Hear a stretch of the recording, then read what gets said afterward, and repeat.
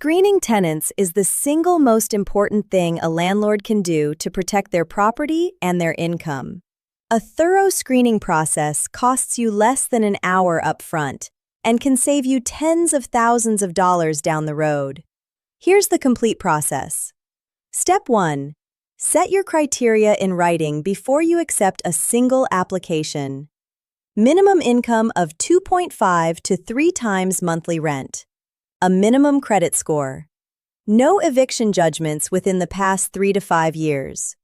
Verifiable employment. Write it down and apply it consistently to every applicant. Inconsistent screening is a fair housing violation. Step 2. Require a complete written application from every adult who will live in the unit. Every adult, not just the primary applicant.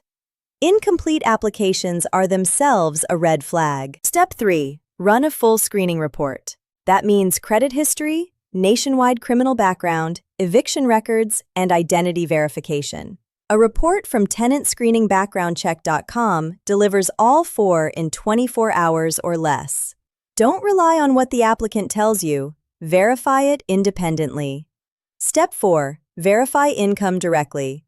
Call the employer using a number you look up yourself, not the one on the application. Request 3 months of pay stubs and bank statements. For self-employed applicants, 2 years of tax returns. Step 5. Call previous landlords. Ask one specific question. Would you rent to this person again? The hesitation in that answer is often more informative than anything else. Step 6. Select the first applicant who fully meets all your criteria. Document your decision. If you deny based on a consumer report, send an adverse action notice. That's required by the FCRA. Good screening isn't just about finding someone to pay rent. It's about finding someone who will pay it on time, respect the property, and honor the lease. TenantScreeningBackgroundCheck.com.